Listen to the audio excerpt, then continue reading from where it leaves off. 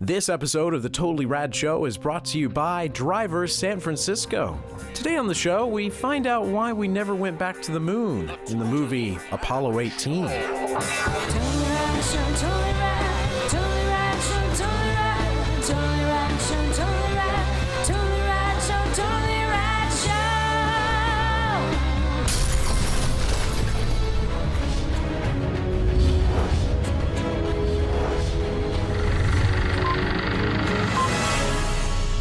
Today in movies, we're going to talk about Apollo 18. So Apollo 18 is a found footage horror flick in the vein of the Blair Witch Project and Paranormal Activity. Is Tom Hanks still in this one? This one is set under the fiction that the 18th, NASA stopped the Apollo missions after 17, but what we didn't know is that there was an 18th mission, and this is the footage from that mission. Found it. Edited. Editing. Alex, Yes. you have an affinity for NASA. I do have an All affinity things NASA, for NASA. so I'm very curious how you received this movie. Well, it's very realistic. But there are some things that would probably be realistic. The ship inside the ship, and Yeah, inside the ship was realistic. I don't know. There's a spirit to it that it's embracing NASA. There's a lot of space movies that aren't NASA oriented. Most space movies are like Firefly or fictitious space travel, and this is like, It does kind of say NASA were a bunch of a-holes, though. It does kind of say that. Well, No, it's the Department of Defense, but I know what you mean. Yeah. Yeah, that was the only stuff that I was like, why did that have to happen to make everybody not... Anyway. Yeah, so this movie happened. This is one of those moments, and I had one a couple years ago where I felt really disappointed because it's an okay movie. I'm not a huge fan of the found film movies because it's a very difficult medium to hold my attention. And this movie was no different. It was pretty long, drawn-out, boring movie. I mean, I think this is one of those things that a 15-minute horror short of this movie would have blown my mind.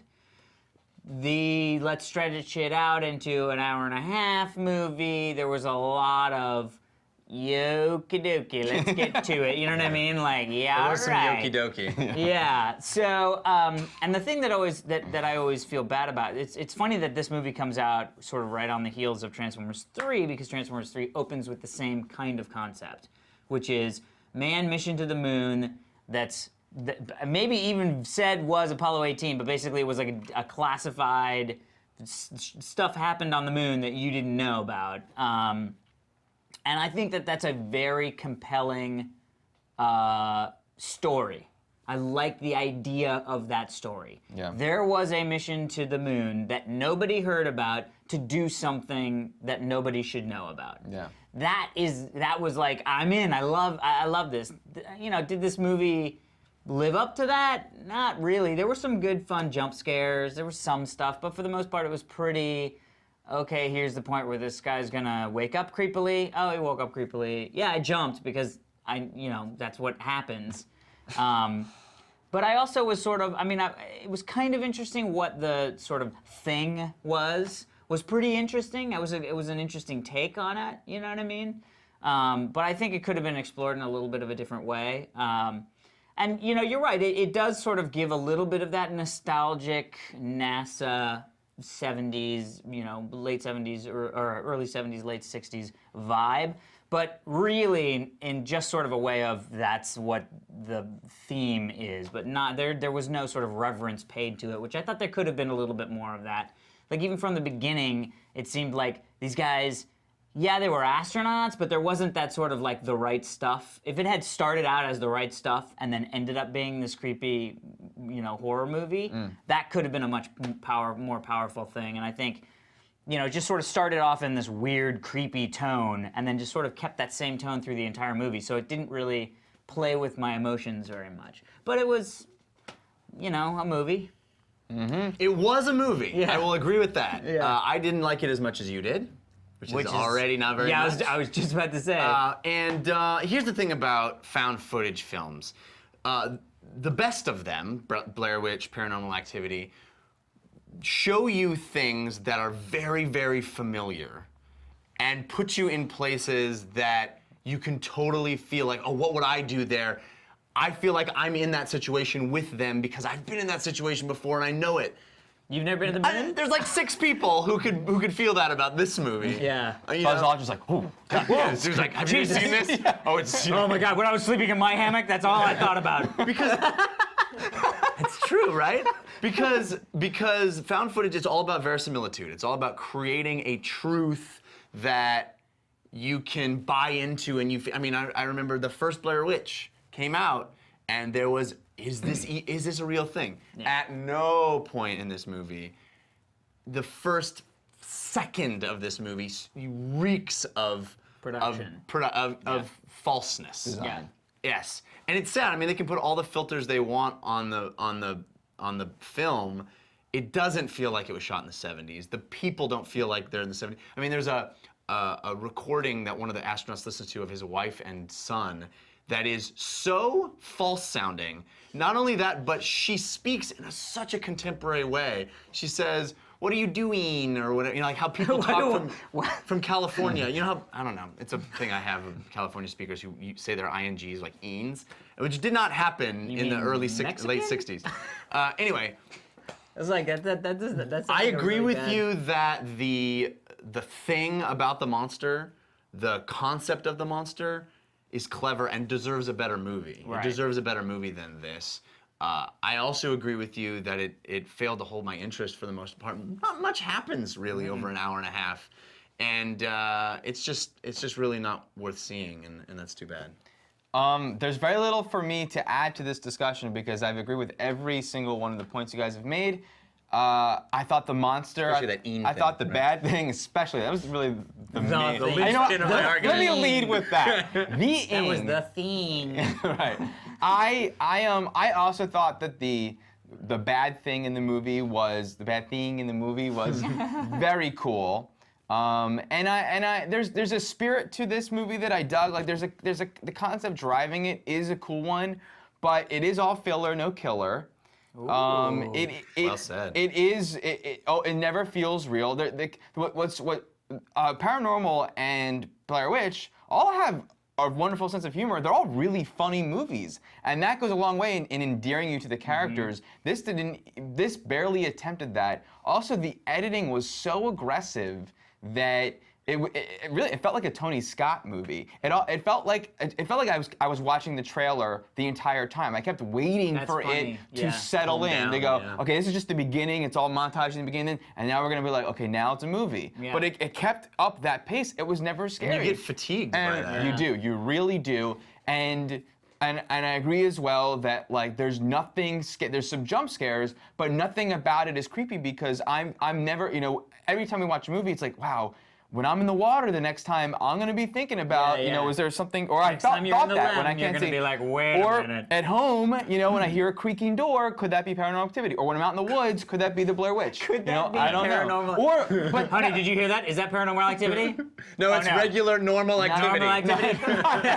Not only is it scary after you've seen the flick, but I mean those movies are opening up a wound that you had when you were creeped out in the woods by yourself. Yeah. And they could, I think they could have found an analogy. They could have honed in on the claustrophobia, and honed in on the. There was like, no feel of claustrophobia, and that other than is the idea that like just the movie didn't like. It wasn't by design, but just by watching people in tight space. I was But a little even bit like, then, it "Ugh." was not. I mean, there's some like sub movies that are more than that. You know what I mean? Like, Definitely. And lack of communication was so, like it didn't find analogs to our lives. It was just astronauts in space, and it could only be scary to astronauts in space. I thought of 2 things also while I was watching this. One, I was more worried about what would happen to the astronauts in Apollo 13 when A, I knew what happened to them in real life, and B, it's not a horror movie, you know. Yeah. And secondly, I felt like a movie that kind of accomplishes what this movie's trying to do better in a weird way is oh God, the name of the movie just jumped out of my head. Was one of our favorite movies last year. The guy's arm stuck in the 127 hours. 127 hours. Where it's like, I've never been in that particular situation. But I was also terrified, and there was a lot of sort of found footage-ness of that movie in his own recordings, and I was on the edge of my seat, terrified for what would happen. And there's no monster, it's just so concept. But I want to say too, because the performances, I actually think everyone did a really fine job. And if it was a traditional movie, it would have worked. But because it was found footagey, none of it. No one had that improv-y on myself. We're just hanging out. The only time, it all felt moment that happened was when he traditional. banged his head. Yeah. And that really, I was like, that's what you need more of more of that. that, yeah, Because then he was like, agreed. what, you bang your head again? And he was like, yeah, well, whatever. It hurt. And that's that was like commonplace. the moment Yeah. that it was like, that's the found footage what movie. you want from these movies is to lean in and be like, oh. And there's only one time that happened for me, and it's such an interesting moment, is when he was sitting there and the drop of blood landed on his head. Yeah. And he waited for so long to have the figure it out. second drop and to notice it. Yeah. And for that one moment, I was like, what is going on? What is that thing on his head? Yeah. Nowhere else in this entire film, when much more crazy stuff is happening, did I have that feeling. Yeah. I also want to say, it's not a spoiler, but the ending of this movie is the same, and every found footage movie ends identically in tone It's so true. and in style and in every single way. They are all the same. It's just Both noise. Well, not just. I mean, Yeah. to the nth degree. I don't. Yeah. It's the same as every other movie. So I mean, there's a coolness to it, but There's also several moments where it's like, really, are we still recording? Nobody would be still recording. No. My favorite is the line that it's happens hard in to- every found footage. Keep recording. This needs to be documented. No, it doesn't. I'd love When to you're see in a that situation, you're I'd like, love to "Screw see a you, found buddy." footage movie that ends there. Keep recording. This needs to be documented. Fuck off! And that's the end of the movie. I think. I mean, if anything needed to be documented, I get it more here than. Yeah, because course. Yeah, somebody's yeah, yeah. totally gonna Revealed, find. Like, yeah. how did they find the footage, by the way? Yeah. Anyway. No, I know. Whatever.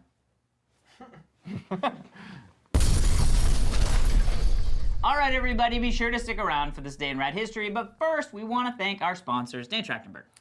Driver San Francisco. Whoa. Coming out soon. Hello. The original developers behind Driver 1, which was the #1 video game of 1999, period. That's what I like to Amazing. party like.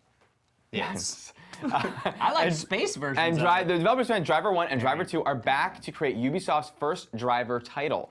San Francisco is a driver's playground. It makes a ton of sense for the game Driver to bring its open world expertise to the city by the bay. There's over 200 miles of drivable roads in this game, and its representation of San Francisco is amazingly photoreal. I like photoreal. Or accurate. Yeah. Google That's Maps it. accurate. Which is awesome Yeah. because, we all have been and Yeah. enjoy San Francisco. Yeah. It's cool to drive around it at You're there all breakneck the time. speeds. Amazing. Jeff grew up around there. The Ferry Building, the Transamerica Building, the Golden Gate Bridge. Ooh, Driver- You better believe they are Building, all in the game. Driver is known for its classic muscle cars, the 1968 Mustang GT Fastback. Ooh, You're a GT car guy. Fastback. What's The up? 74 Gran Torino, Gran Torino! the 1970 Chevelle SS. They are all in the game. In fact, there's over 120 licensed cars within it. So pick up a car and pull the throttle. Do you pull a throttle? Do you pull the throttle? You press Or the you throttle? You press You've the actually been throttle. playing it. Yeah, I've been playing. It's so much. I love driving games that aren't just typical racing games. I love Yeah. chase games. It is so cool, and they have this awesome mechanic where you. It's actually an interesting science fiction mechanic where you can step out of your body and go into someone else's body. But inside the car chase, you're in your car, and then you get out of your body, you go into the guy you're chasing's car, and then wreck his car. Like you're taking, wow. like Cool. it's so much fun. And even the multiplayer, you get to everyone's hopping into different cars. Wow. So you're all like trying to get into like the car that's furthest ahead, but someone else has occupied that, so you got to go in front of them, and then it's really really cool. Interesting. Check so it out. Comes out soon. yeah. Booyah. All right, people, that is it. We will see you. Don't forget to send your backgrounds in fans@totallyradshow.com. You don't have to actually hand it to us like she did. You can send it in fans@totallyradshow.com. Mañana. Check us out tomorrow for another round of Versus. Today is September 7th, and on this day in rad history in 1998, a little company called Google was founded by Larry and Sergey. Sergey. And everyone giggled You can call him Serge. about Google. You guys are real close. A moron. It's not like he's not famous or anything. Yeah. Google. Whatever happened to that company? Yeah, and Google, interesting, because the word Googleplex It's actually spelled Googel, and they actually only got the domain name because they gave like one of their like friends that was helping them out. They said, "Go buy Google the domain name," and he goes, "Okay," and he bought Google spelled incorrectly for the word Googleplex. And that's the reason why Google, if you look up what a Googleplex is, it's actually It's a really spelled long with an EL. number, right? Yeah, Really big huge number. Yeah. The reason I found that out is because I searched for it on Google. I Googled at showers 22, and that piece of information came up. Yay! Thank you, Josh.